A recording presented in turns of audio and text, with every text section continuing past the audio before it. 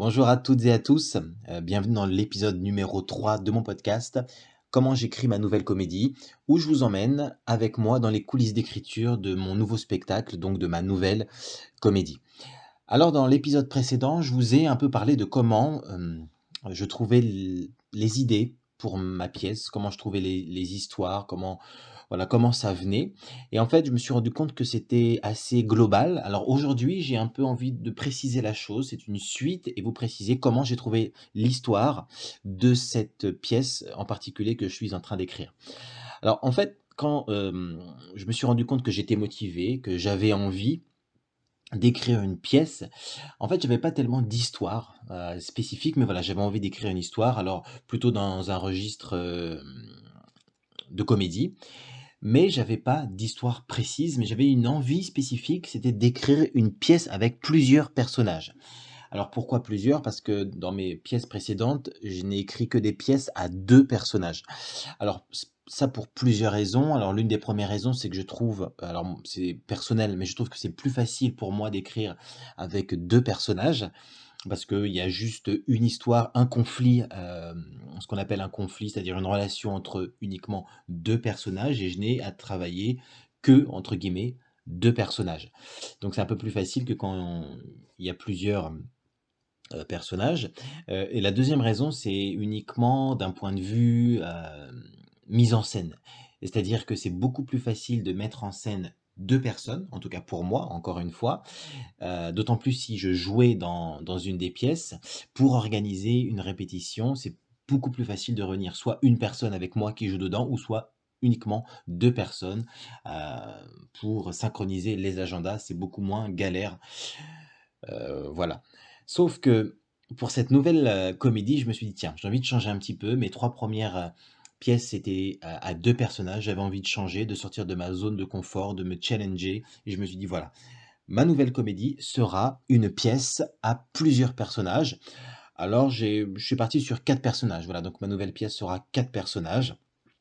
4, je ne sais pas pourquoi a priori, mais je me suis dit 4, ça permet vraiment de créer, des nombreux conflits, de nombreuses relations entre les personnages, entre le numéro un et le 2 et le 3, le 4, le un et le 4, enfin et cetera et donc ça va être, un travail d'autant plus difficile pour moi, mais vraiment challengeant. Je suis à fond là en ce moment et je suis en train justement de créer tous ces personnages, toutes ces relations. Je suis vraiment au tout début et là je suis vraiment sur les personnages.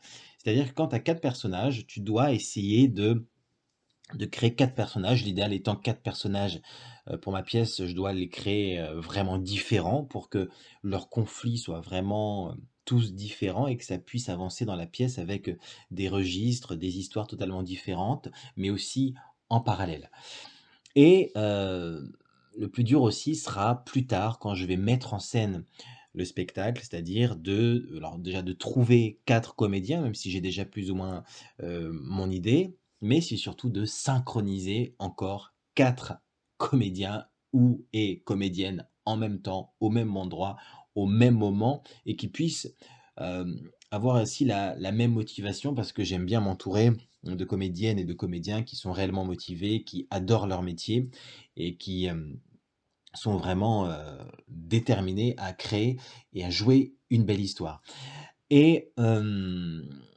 voilà les 4 personnages, et en fait, à partir de ces 4 personnages, je me suis dit: «Quelle pourrait être, voilà, leur relation globale?» et je suis parti sur 4 amis, qui se connaissent depuis les années lycée et je trouve ça intéressant parce que, vu qu'ils ont un passé ensemble, il y a des choses qui vont remonter à la surface par rapport à l'histoire d'aujourd'hui.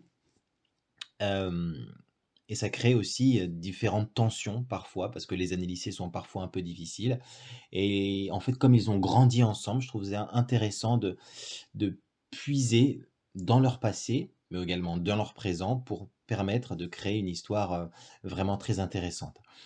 Et il y a un gros conflit qui arrive au héros, un gros problème et je me suis dit: «Si c'était un problème qui se déroulait maintenant, grâce à internet, ça serait très rapide».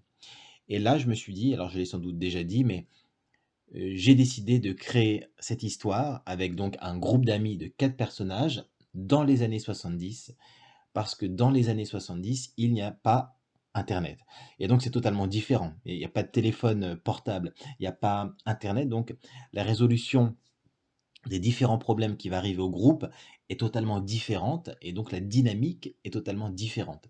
Et la deuxième raison également pour laquelle, j'ai choisi les années 70, je trouve que c'est une année, voilà, funky, disco et j'ai envie d'une pièce, vraiment feel good avec sans doute de la musique, de la disco, des choses, vraiment sympas où le public, donc vous sortirez avec une très bonne énergie, avec le smile, dans cette, comédie où il y aura aussi un mélange, de registres. Alors voilà, je peux pas tout vous dire.